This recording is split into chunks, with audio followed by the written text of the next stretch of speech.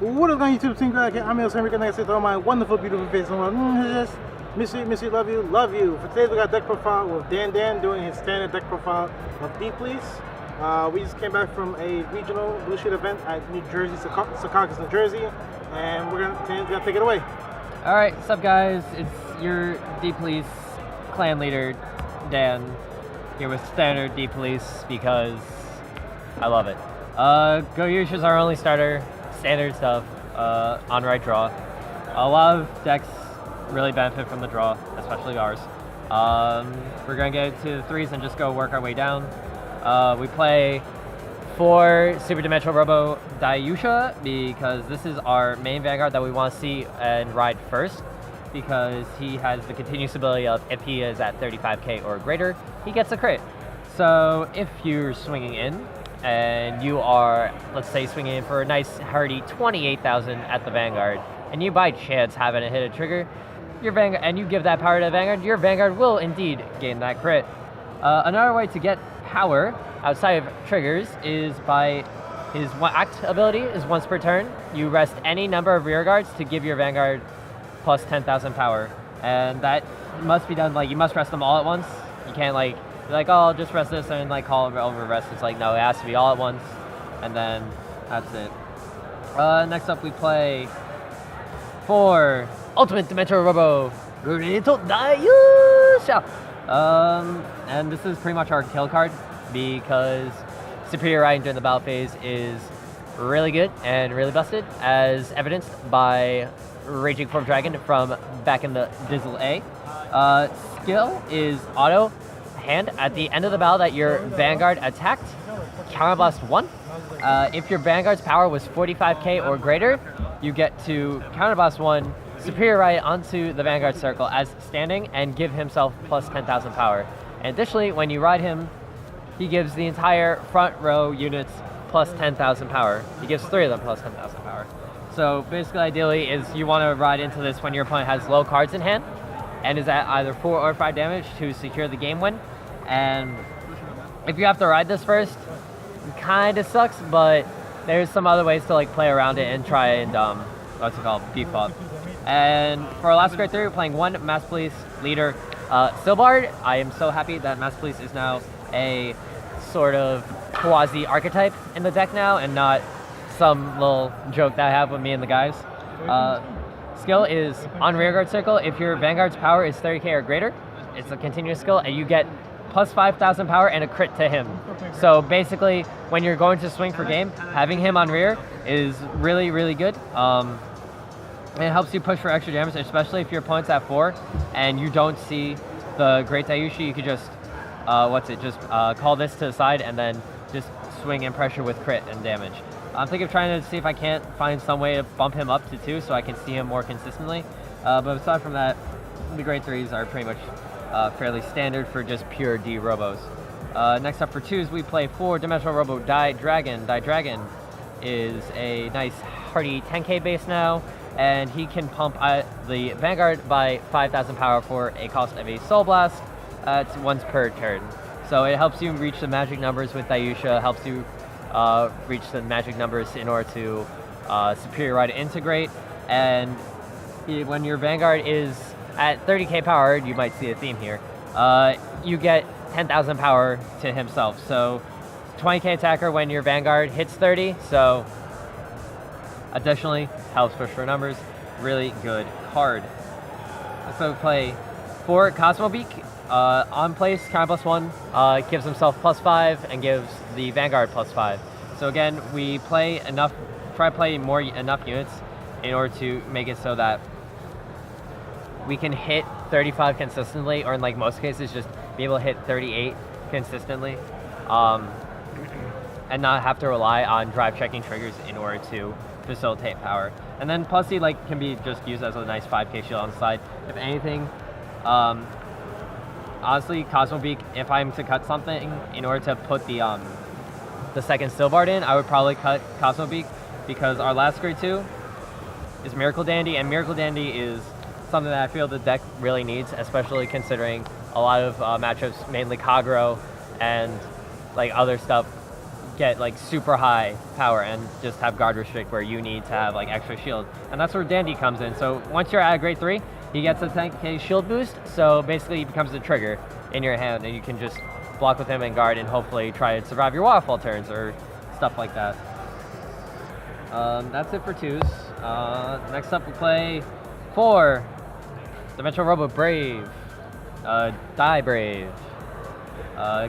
Same skill as Die Dragon. You Soul Blast, give your Vanguard +5. And she also has an on-hit ability. So when your Vanguard attack hits, you can shove her into Assault to draw a card, which is actually really good. It helps you be able to like call this down behind your Vanguard, push for a number, and then if it hits, you get to replenish the card herself that you put onto the board. Next up is a card that I feel is like really necessary, especially like with certain Protect decks being fairly dominant in the format, is 4-dimensional Robo Die Mariner. Now, Die Mariner is another on-play skill. It's Soul Blast 1. When you place it, you get to target your Vanguard and give your Vanguard the ability to, when it attacks for the first battle, if your opponent guards from hand, they must guard with 2 cards. So basically, ideally, you use this against your Protect matchups like OTT, and to a lesser extent Mega Colony, but mainly OTT because OTT can like draw super well. Same thing with Granblue. Yes, the Soul, like there's a lot of cards that so like there's three cards that Soul Blast, and I feel like you need to play it fairly conservatively and wait for the right time in order to try and fish out the perfect guards, the Protect gifts, all stuff like that. It also helps, especially in the Axel matchup. It's like if your opponent's at 4 damage and they have like a couple 6 or so cards in hand, throwing this down, boost it, and then onto your regular Dayusha turn, you get to try pretty much guarantee your win that turn. Next up we play 3 Dimensional Robo Die Lander or Die Lolly, aka the misprint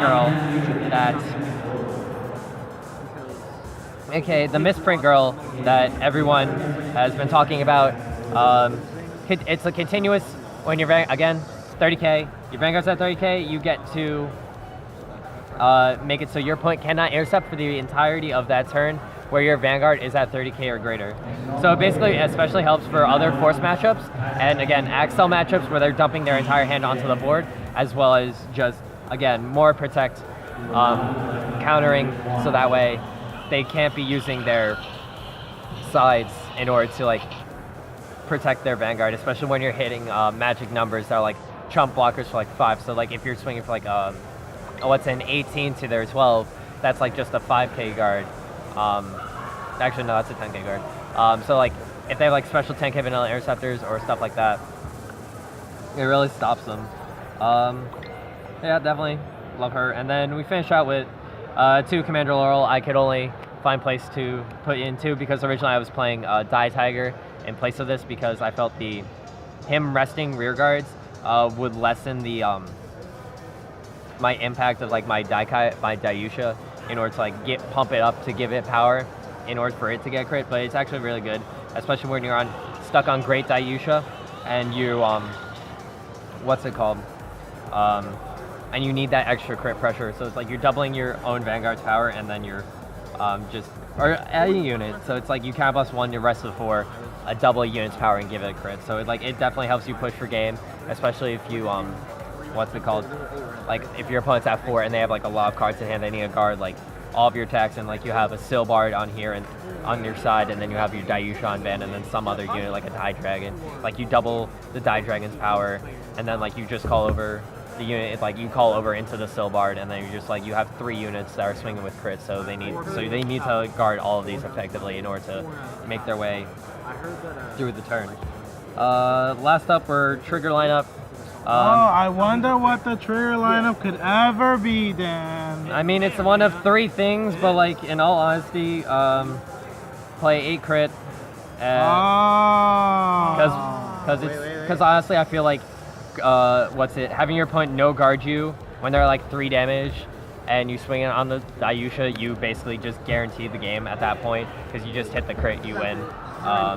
And then just when you need it, when to see, like just pushing your opponent for like high damage consistently is always a good thing. And then we play 4 Diamond A's because it's a PG, and it's whatever, it's the same thing every deck kind of. And then 4 heal triggers because, you know, that's how we play, because we're not like certain Tachikaze decks apparently. I never saw that coming. Oh my god, it's like your mind reader, Henry. But yeah, so overall, I really like Deep Police as a whole in Standard. It does what it needs to, as in just be a giant force Vanguard that, what's it called? Literally just pushes your opponent's face in consistently, and you don't, and you just basically try to like guarantee games like as consistently as possible because you're just so like, you're honestly, Deep Police feels to be like one of the better force clans out of the 1, 2, 3, 4 force clans that we have total. The only other one that I would see, it's up there honestly with Spikes and with Dragonic Overlord. What's a Kagura? Because Waterfall's a thing, and then Siegfried just like just gets bigger and bigger every consecutive turn. So honestly, any deck that like, where it's like they have a very like, a lot of force clans specifically have like just the one Vanguard that just like buffs and like beats for like high damage and stuff like that. So there's obviously more tests that I want to get through. Obviously, I want to try and figure out if I can't put in a second Silvar to hopefully, what's it called? Have him be seen more consistently. I also want to try and see if I can't play with more Laurel, if anything. But yeah, no, let me know in the comments what you guys think of my deck profile. I feel like with standard decks, there's not a lot of leeway in like what you should play or what you shouldn't play, but I feel like Deep Police as a whole, you have specifically D-Robos, like there's like sort of like a more linear line that you play within. But yeah, no, that was, I've rambled on long enough. This has been Justice. I will catch you guys in the next one. Deuces.